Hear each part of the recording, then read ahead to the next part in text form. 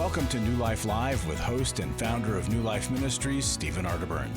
New Life Live is dedicated to transforming lives one at a time, thanks to the giving hearts of you, our listeners.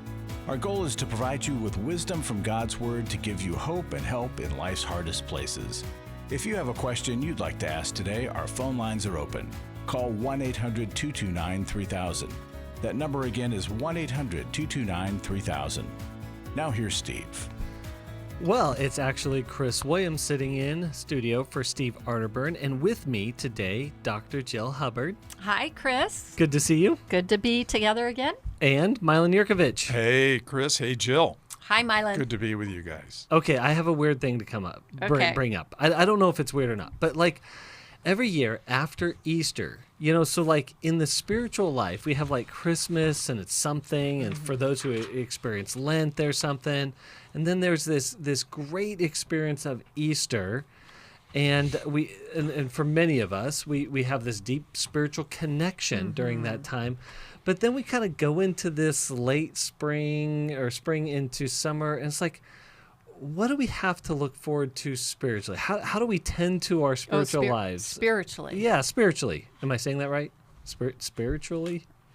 Sounded good to me. I mean, there's lots of things happening. Yes. It tends to be busy later in the spring, especially if you have school. I think the answer children. to your question is I do not use major events like that as boosters per se to my spirituality. I try to maintain something that's consistent. Yeah.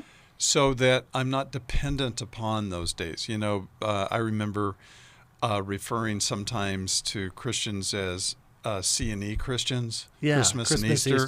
That would be the time they would only go to church, and so they have this boost. And then, of course, Lent and all these various religious practices. I think the issue is there's this key word that Jesus used called abiding.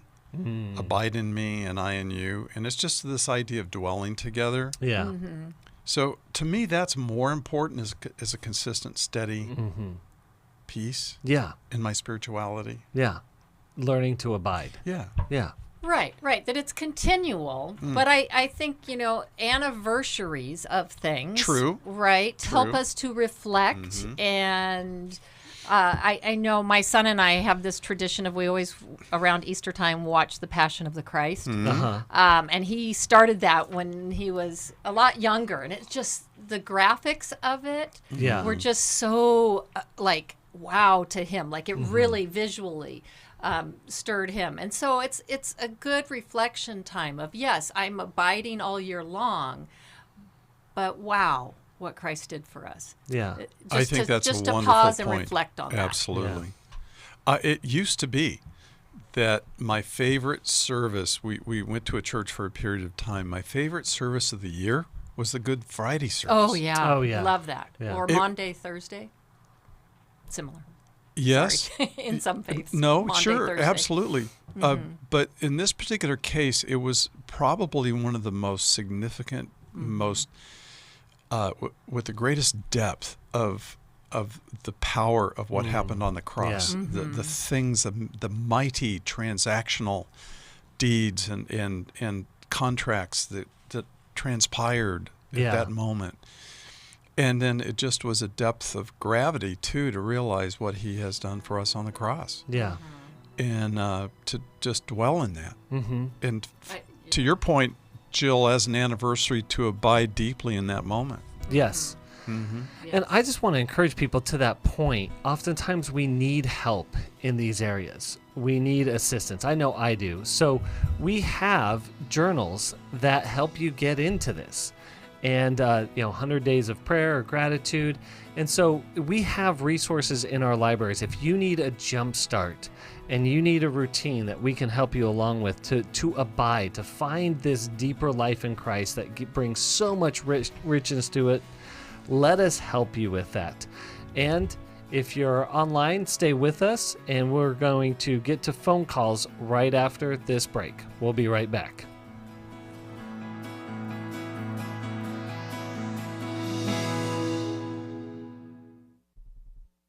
I feel blessed to have had this opportunity for my needs to be met. connecting with other women who are fighting the same fight, hoping for healthy marriages and growing closer to the Lord on their journey. My name is Shelly Martinkus, and I want to personally invite you to the Restore Workshop. If you have been affected by betrayal, it might be that your husband has been looking at pornography, it might be an emotional, a physical affair. I would love for you to come join us. I feel encouraged and hopeful that even in my struggle, I am enough. You will leave with hope, with a community of sisters ready to support you, and you will also leave with tools to move you forward on this journey. Through the sharing in our small group, I realize that I am not alone. Please don't hesitate. Pick up the phone, call 1-800-NEW-LIFE.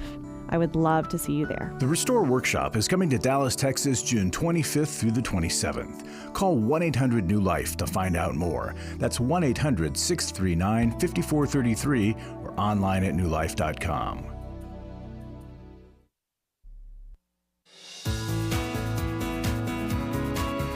To find out more information about New Life or to order any of the resources mentioned on today's program, call 1-800-NEW-LIFE.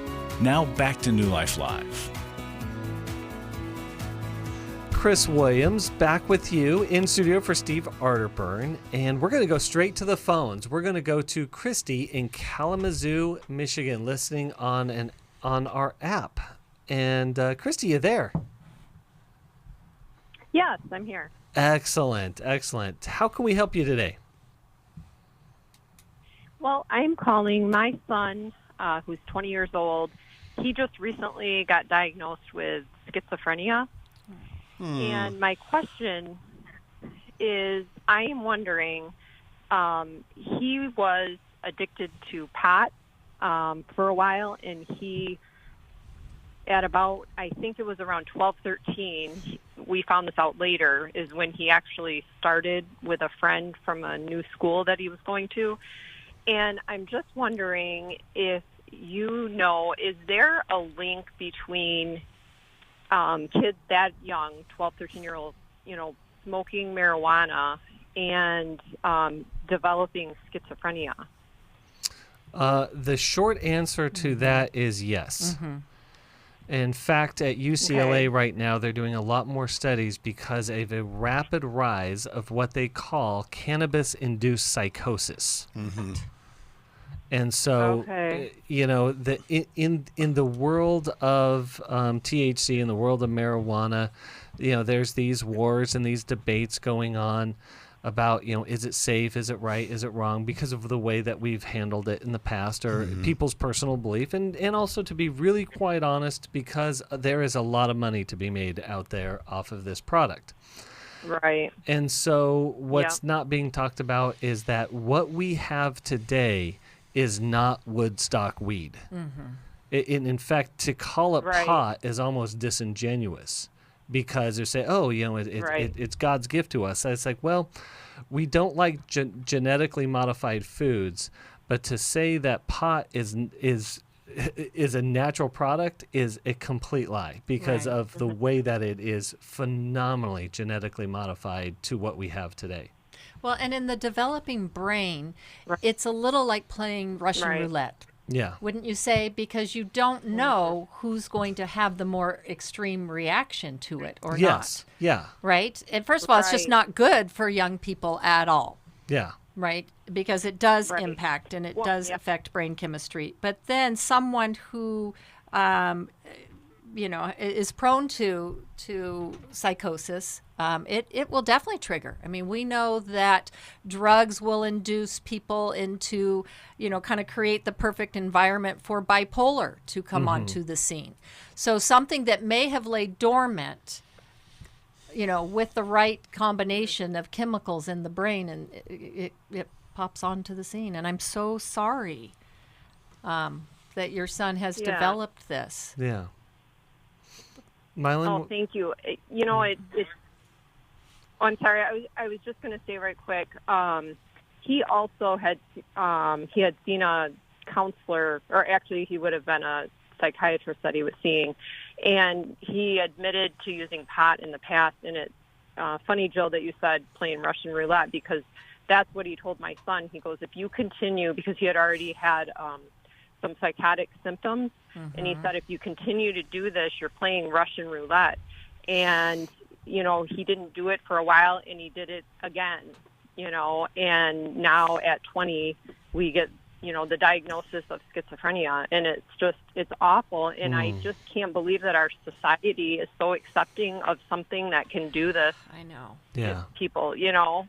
Mm-hmm. Well, and Chrissy, you mentioned something I think is important, is like in all of the moral debates that we can have about something like today's marijuana, what's being missed is truth, is the truthful information, right? So, this may get me in hot water, but Big Pot is taking the exact same playbook from Big Tobacco 40 years ago. The exact same playbook. They are burying the research, trying to give only the benefits, and targeting people younger and younger and younger, including the flavoring of the distillates. And just to give you an idea, Woodstock pot would be about at the very top, a concentrate of THC of about 2.5%. Today, you can get a distillate at any smoke shop where it's legal or otherwise at 90%. So any effect any high that you got from smoking it, in the late 60s, I mean, you can imagine the potency of what people are putting into themselves today. Exactly. Yeah, and it's terrible, and they're putting them in vape. Yes, exactly. And so the way it's being metabolized is different. And so without burying ourselves in all the science of it, again, what pains me is that we're not getting accurate information so that whatever your decision about it is, at least it's based on accurate information. At least you have true informed consent. But I don't believe that we have that today at all. And that's... No. Yeah. So... Nope. I had a counselor tell me, too, that they don't think that it causes schizophrenia. But from what I've looked up is that if they have a specific gene that might affect brain chemistry, or if you have any kind of mental illness in your family, pot can cause them to go on, they can actually then get schizophrenia down the road. Mm-hmm. Yeah. Well, and the truth of the matter is that's why we need continuing research and emphasis put on that, and that we don't just accept toxins into our life without, again, really understanding what's going on here. So, and Christy, your story speaks to something I think is really important, is that losing a 22-year-old to schizophrenia is beyond heartbreaking. There just are not words to describe how heart-wrenching and difficult that experience is. So, Christy, I hope you're getting help for what you're going through. Yeah, we just recently got the diagnosis, and I've been in counseling probably most of my life. I've suffered with depression and anxiety, but I am now kind of on this quest to find, just all the resources I can find, books. I may have to do a group, something, because I don't know anything about schizophrenia other than what I've just kind of read online, and just some of the behaviors that we're seeing in my son are very scary. Yes. And this is going to be, different for all. His brother and sister are older. They don't understand this. It's like, what happened to him? Why is he not acting like he used to? Or, Right. And it's just, it's so hard. So I know I'm trying to reach out, and maybe you guys have some resources too that I could get, just to help me with finding. And I don't even know if he should be like doing some kind of DBT or here's that kind of thing. Here's what we're gonna do. We definitely want him under medical care, because this is a severe medical condition, obviously including therapy on that. But the first thing that we're going to send you is out of the Arterburn Wellness series called Understanding and Loving a Person with Alcohol or Drug Addiction. And so that's really a resource for you. There's another book out there. It's called Weed Inc., as in Incorporated. It's by an author named Ben Cort, and that's Cort. Okay. He also has a TED Talk on it as well. Okay. And again, it's Ben Cort. So, Christy, I too am very sad about what you and your family are going through. And I think it's important excuse me a second. I think it's important to realize it's possible for you to get really oriented around solutions and research and how do we manage this. But Chris touched on something, and I want to retouch it, which is take care of your family's grief, because your family has lost a lot here. They've lost a son, they've lost a brother as they knew him, and things are different from this point on. So finding places to grieve and process the pain rather than just be on a mission to learn in which we can distract ourselves, that's very important. But take time for you and for them as well. What are they feeling? You know, what are they afraid of? They could potentially need group or therapy themselves. Family therapy would be wonderful for the family to be able to talk through this massive loss. I am so sorry, Christy. Yeah.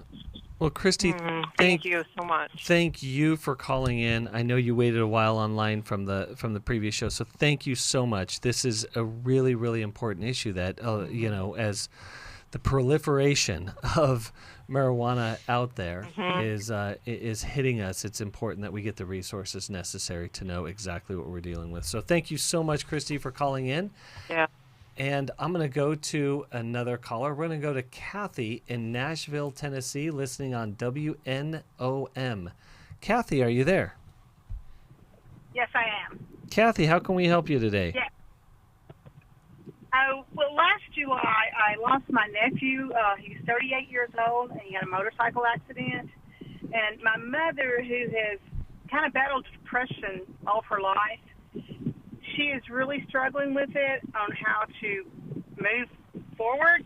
And it's to the point that it's hard to even go visit her because there's so much sadness. I want to be able to help her, but I don't know. I'm at a loss of what to do. Yeah. Does your mom talk about this loss as sort of the thing that has her so despondent or down? Well, it is, and he left behind a 7-year-old little girl that he had sole custody of, and so she focuses on her a lot, to the point that, it's like over-treating her, over-protecting her because of her situation. Yeah. So does your mom is she now the caregiver for the 7-year-old? She is not, but she was a few years ago for a short time in between custody situations. She was. So there was a bond there. Yeah. And so, Kathy, for us today, if there's a question that we can help you with, what is it? It would be, how can I help her? Because I'm guilty of, I just want to just move on and be among the living. But I know that's probably not the right thing to say to her. I just want to know, what do I need to do to help her? Yeah.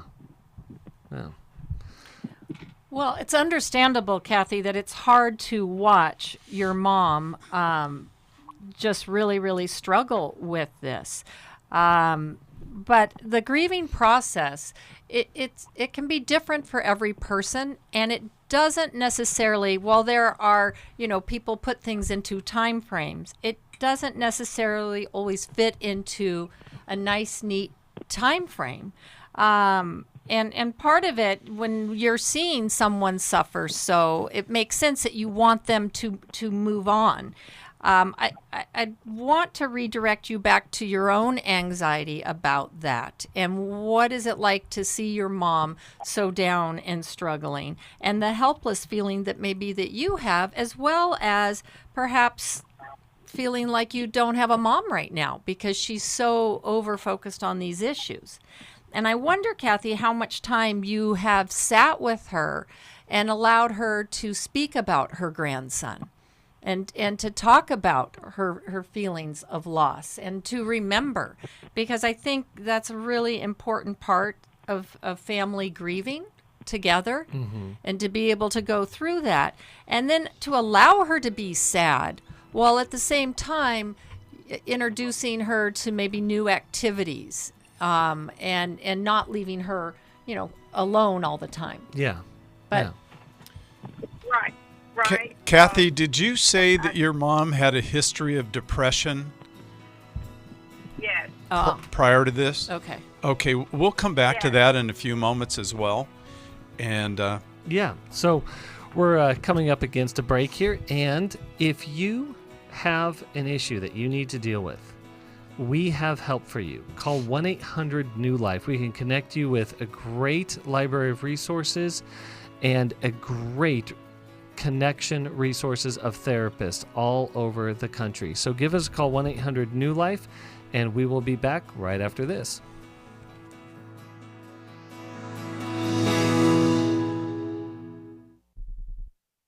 After I found the pornography on the internet, I said you either get help or I have to leave this household. Every day, thousands of women discover their husband is struggling with sexual integrity.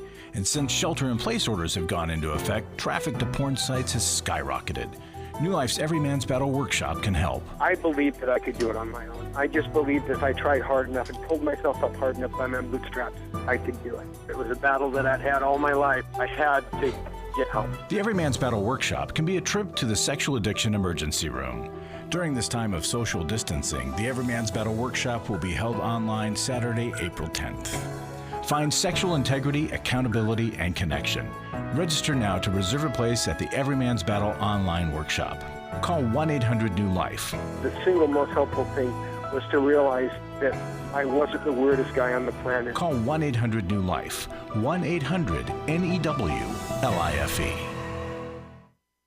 Hi, this is Steve Arterburn, and for 30 years, New Life has been the most trusted name in Christian counseling. Your ministry has saved my life. If you struggle with emotional hurt, family or marriage problems, the pit of depression, or the pain of addictions, we can help. I'm down 100 pounds now from what I was. You guys are awesome. You're a blessing to America. Our treatment programs provide clinically appropriate solutions from licensed professionals, all in a biblical framework. I have had problems with alcohol. I think God has ordained this place to be His. You don't have to be a prisoner of your pain. Help is available at 1-800-NEW-LIFE. She tells me that I'm a new man, and I feel like a new man. It worked for me, and it can work for them too. This time it is different. If you're ready to take the first step toward genuine spiritual and emotional healing, please call us today at 1-800-NEW-LIFE. God can open the door to a better tomorrow right now.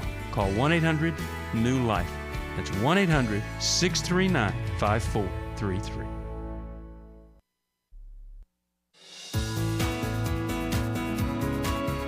We'd love to hear from you. If you have a question or a comment, call toll-free 1-800-229-3000.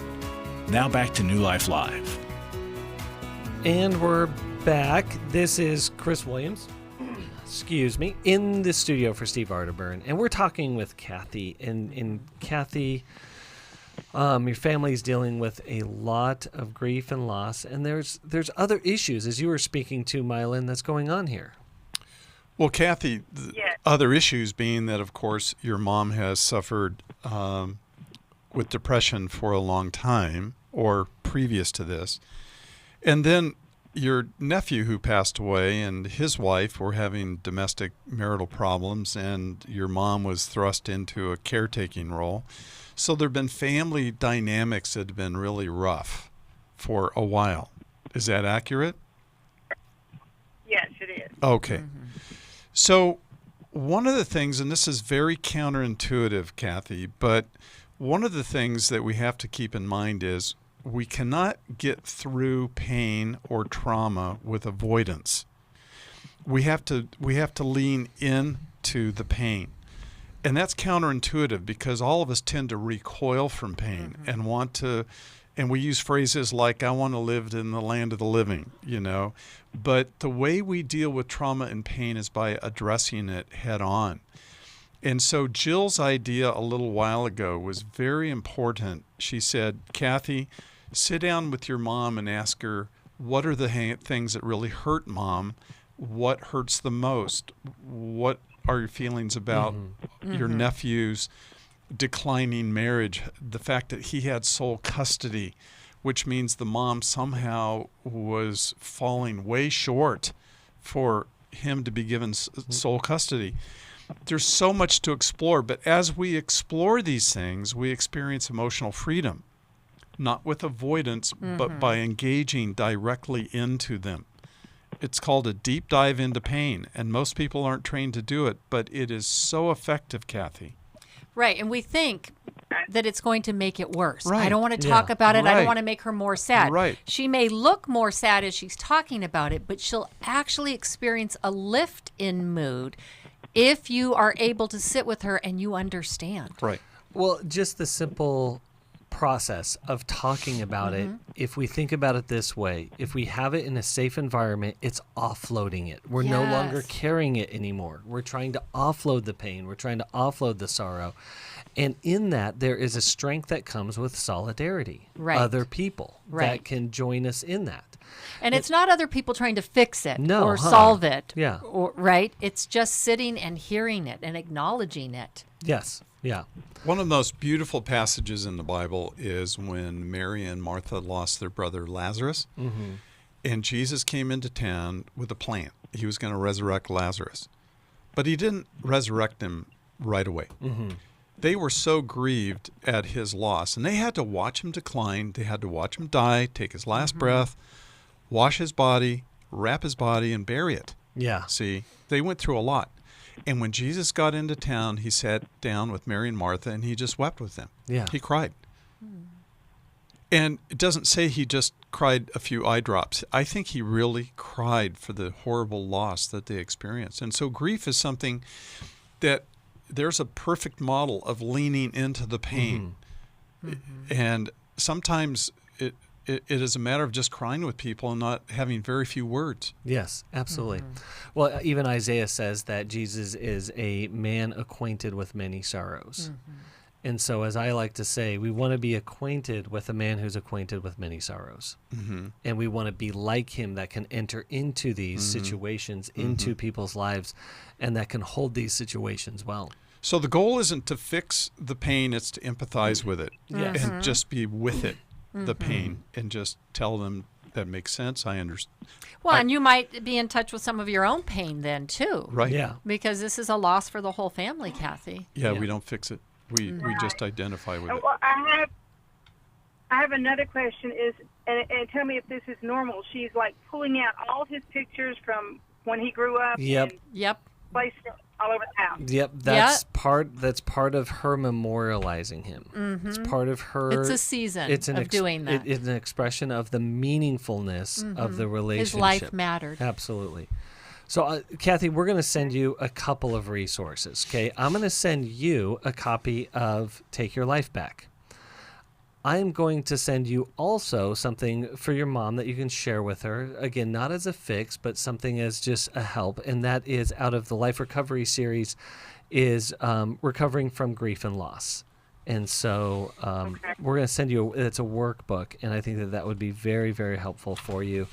And again, the more that you're able to show up a safe presence, the better you are for other people. So thank you so, so much for calling in, Kathy. And let's get on the phones to another caller. And I want to go to Misty in Denton, Texas, listening on KWRD. Misty, are you there? Yes, I am here. Excellent. Misty, how can we help? Me? We can hear you well. How can we help you today? Okay. I've been married for 10 years, and my husband he's been sober for 11 years. And in the last 5 years, he's been a dry drunk. Okay. And I've been talking to him about that, and he's been, of course, denial, lie, deny. And in this time of the last 5 years, he has allowed his family to be abusive towards him. Yeah. Well, Misty, let me do this, because we're coming up against a break here. So we're going to come back to your call, but I want you to think of a question for us that we can help you with. I think we got a good picture of what's going on here, and so we'll be back right after this.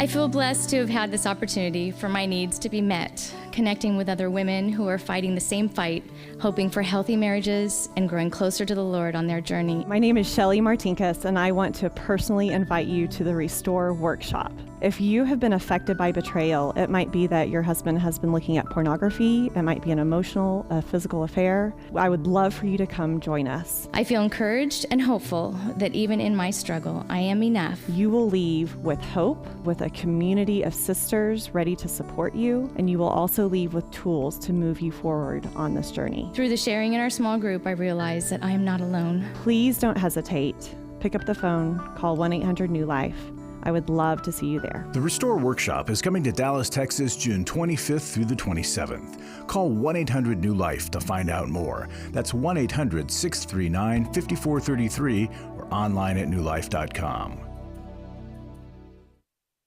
I was really living a very anxiety-filled life. I turned on New Life, and the topic that day was about anxiety. And just by listening, I got relief. You can help New Life Live stay on the air by joining Club New Life today. When you sign up to support us monthly through Club New Life, we'll send you the new member thank you gift of 7 books, including Growth Has No Boundaries by Drs. John Townsend and Henry Cloud, Take Your Life Back by Steve Arterburn and Dr. Dave Stoop, and the Emotional Freedom Workbook.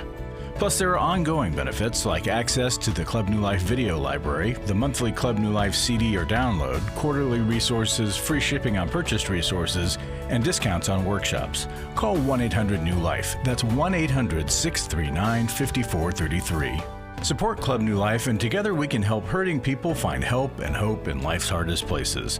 Call 1-800-639-5433 to join Club New Life today.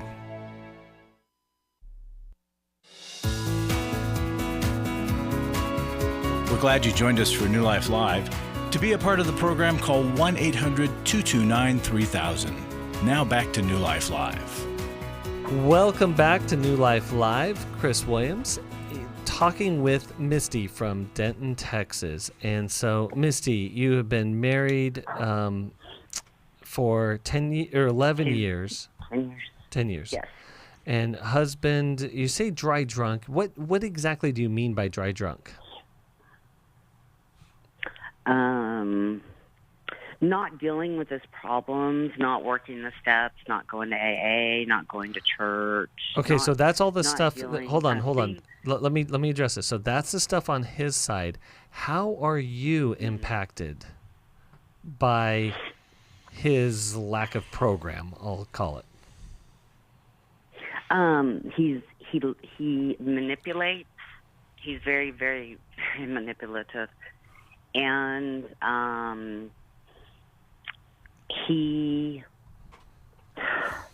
it's impacted me in such a way that it's like he needs to prove to the entire world for some reason that he is this perfect person.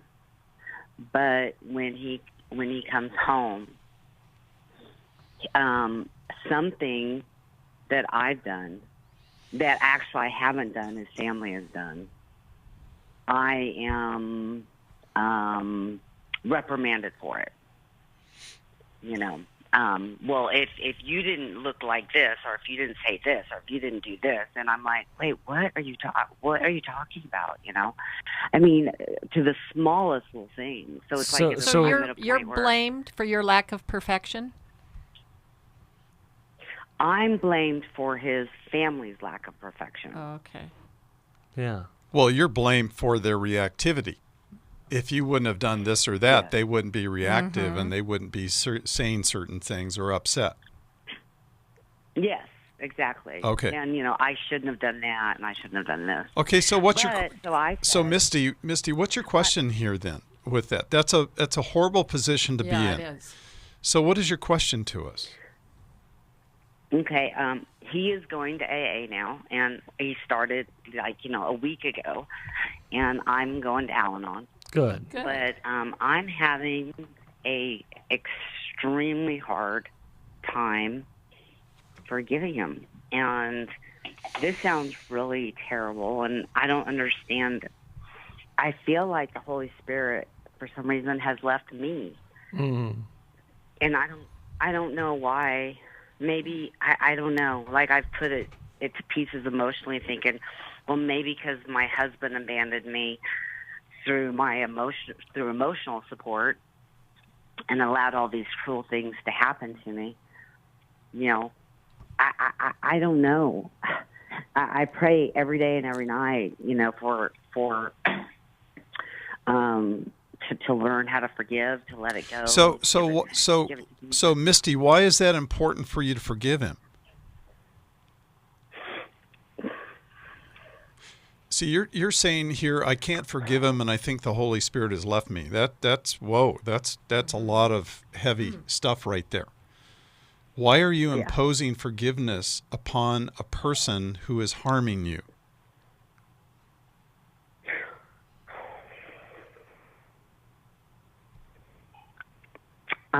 I guess because it's my second marriage, and I usually run. Like, I can't believe I'm still here. Okay. And so, I don't want to follow the same but you see, same program as running. But you see, facing the truth is not running. You know, facing the truth and requiring that he do something other than gaslighting you and blaming you and using you as the scapegoat in the family system, for you to rise up and say no. You see, Jesus didn't allow himself to be abused by other people, except for one day on the cross. The rest of the time, he was confrontive with people, and he called them out. He challenged them. And so he wasn't this person who just allowed anything to happen to him. And so I think forgiveness that you're imposing upon yourself is too much. It's too soon. It's too soon. Mm-hmm. Right? Yeah. You haven't seen enough action. And also, I'm not sure that being in this position of facing the truth means you've lost the Holy Spirit. No. I get that it means it feels very different because you said you usually run. So this is unfamiliar territory that probably feels really scary to you, Misty. Good. Yeah. Right? And so... Well, I mean, I was abused as a child. I ran. I mean... Yeah. And the minute I was like 12 years old, and... Oh, I'm so sorry. I got out of my house. So this and is... Misty, this may sound strange, but I know what it's like to do this. To forgive as a way of avoiding the truth and the pain. Yeah, good point. You use that kind of to cover it over. If I can forgive it and move on, then I can be okay. The other person can be okay. It's sort of like the forgiveness is trying to be a salve without dealing with the problem. Yeah. So forgiveness does its work, and grace does its work when it addresses the injury that it's forgiving. And so we have to go into the injury first. Now, it doesn't mean what that means is that we don't put ourselves in danger. Let me clarify that. Right. But we learn to we learn to be honest with the injury and then be able to set boundaries around it. Right. So when you were young, running was a way of survival, right? It was a good thing. It was a good thing, right?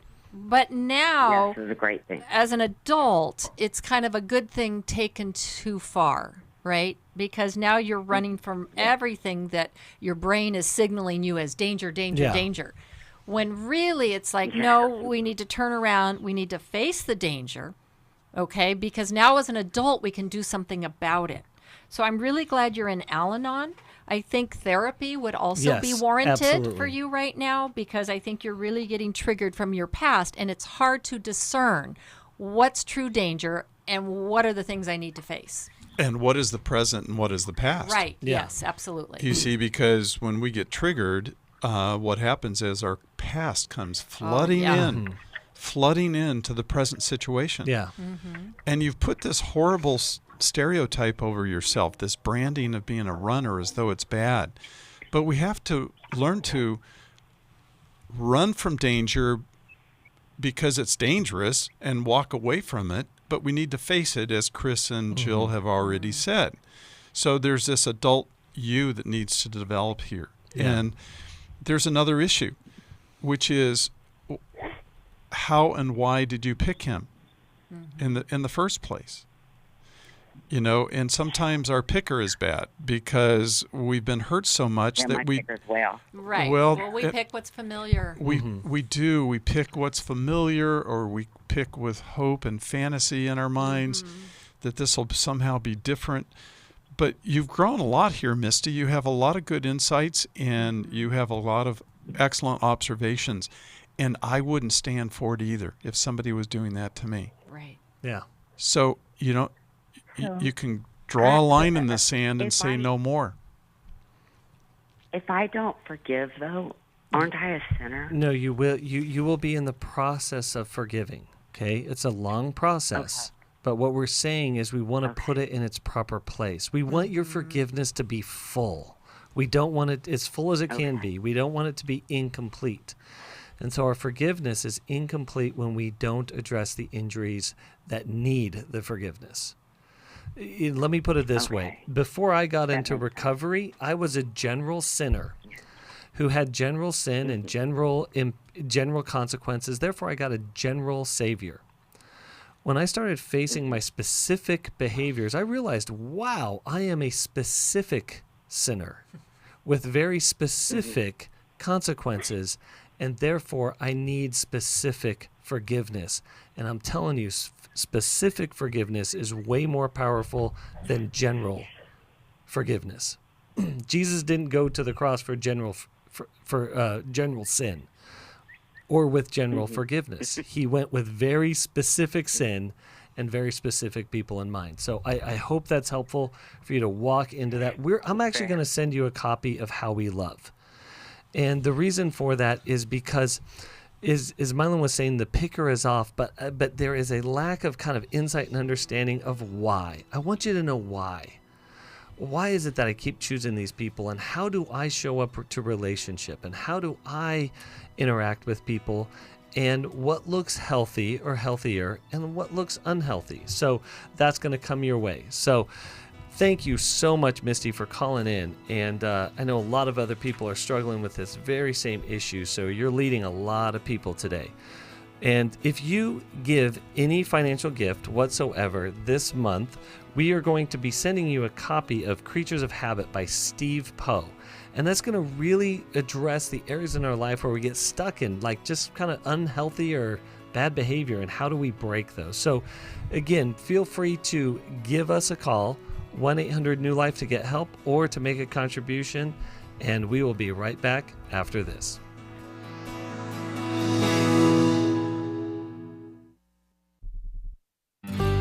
For most of my life, I've been dealing with an opiate addiction. Why is opioid addiction quickly becoming one of our nation's biggest killers? Maybe it's because it isn't only those who are addicted who are in denial. We did what I see so many parents do, is it can't be an addiction.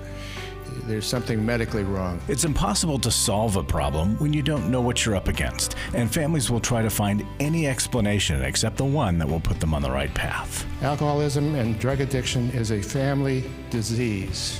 It doesn't affect just the individual. If someone you love is abusing painkillers, know what you're up against. It's time to admit its addiction and seek treatment. Call us today at 1-800-NEW-LIFE. We have partner treatment centers around the country. Call 1-800-639-5433 or visit us online at newlife.com. We just made a decision. We will do whatever it takes. 1-800-NEW-LIFE. Hi, this is Steve Arterburn, and for 30 years, New Life has been the most trusted name in Christian counseling. I'm an addict, and I'm trying to get God in my life again. You seem to be able to get to the crux of a problem quickly. Our Christ-centered treatment programs can help you break free to embrace all that God has for you and your family. I just want to thank you guys for bringing me to a relationship with Jesus. There really is help for marital problems, depression, addictions, panic attacks, and feelings of hopelessness. I came back with so many tools to help me prepare myself to fight this struggle and this battle that I have every day. You can start living again today, living the life God intended for you. Help is available at 1-800-NEW-LIFE. They did care, and they did follow up very lovingly, and it made all the difference in my life. Call us at 1-800-NEW-LIFE. Someone who cares is waiting at the other end of the phone. God can open the door to a better tomorrow right now. Just call us at 1-800-NEW-LIFE. 1-800-639-5433.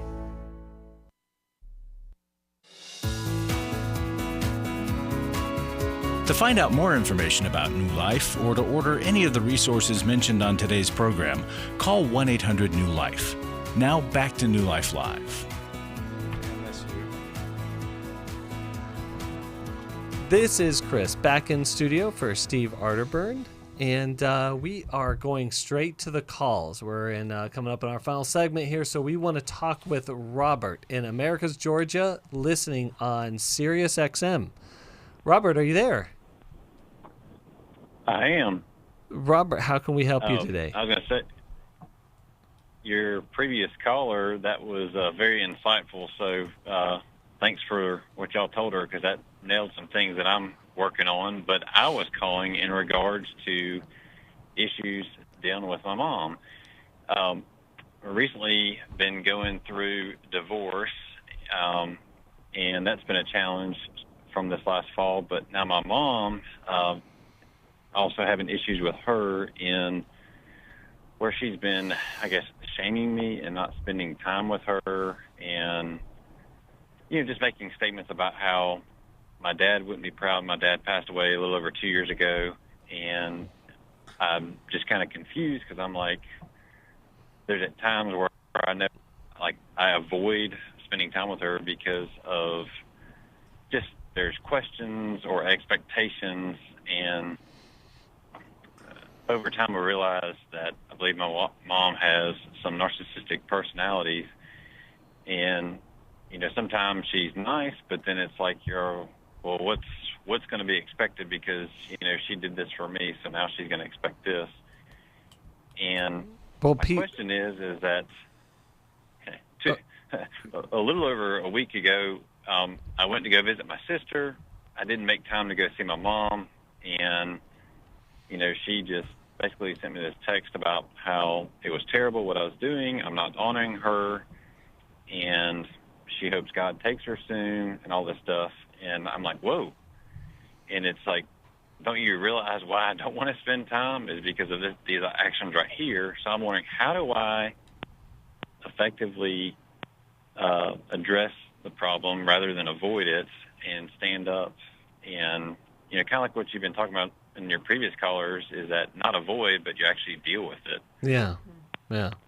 Well, let me normalize something first and foremost. So if there is a person in my life who shames me, likes to tell me that I'm disappointing my father, who tells me I'm a bad person for not catering to their needs or hanging out with them, or likes to do what I call the quid pro quo relationship. I will give you this only if you give me something back, and it's always on my terms. I tend to avoid people like that because they make me feel bad. Drained. Yes. Mm-hmm. Yes. So I know it's a different relationship because it's mom, but I also want to just make sure that we're very clear here that we're fighting against this idea, and I'm not saying you're saying it, but fighting against the idea that you're doing something wrong or bad because you are avoiding her. And because she sounds like a person that I would avoid too. But we still have to deal with this problem as we were talking about in the last show. So Jill, what do you think? Well, Robert, good for you for not wanting to avoid it or realizing that you do need to address it. I'm wondering, I think perhaps leaning into mom a bit and making a statement, maybe even in the form of a letter, letting her know how much you love her, maybe sharing some good things about her that she's given you over the years. However, Mom, recently, this is what it's like to be in your presence. And I realize that doesn't always feel good. And so sometimes I avoid you. You're right. And she won't like to hear that. I'm not sure what she'll do with that, because people that are more narcissistic have a really hard time with any, sense of badness about themselves, mm-hmm. and they tend to project that out onto others, which you're getting a big dose of, Robert. So that's where you start with good things, kind of prime the pump a little bit with things you really appreciate and value about her. And then it's like, okay, well, recently, though, this has been happening, you know, and maybe even address some concerns. Mom, you know, how are you feeling in your life right now? Yeah. And so to kind of, you know, again, keep the focus a little bit on her while slipping in, but it doesn't feel good to be in your presence. Yeah. It might be a way to couch it. This. Before I got married, I actually cut off communication with my parents because of these, you know, set expectations where it was just like, I mean, I don't know, it was like their way or the highway. Right. And how funny that I married somebody that's the same way that now, you know, got rid of me because I'm no longer needed in a sense. So Robert, Robert, I'm so sorry that you're going through two things, that your wife recently filed for divorce. Kind of what you're in the middle of, Robert, is a child custody battle. Oh, yeah. You know, your mom is trying to reclaim authority over you and reclaim position over you now that you're free from your wife. And what I would suggest, in addition to what you've already heard from Chris and Jill, is to understand that your mom is, I don't know that she's narcissistic. I think she's scared and very dependent upon people. And that may appear as though she's self-centered and you're attributing the word narcissism to that. But fearful people can be very clingy and possessive and needy, and then angry when you don't meet their needs to satisfy that. Yeah. And so what Jill said was really important, that you would sit down with her and say, Mom, what's going on? How scared are you?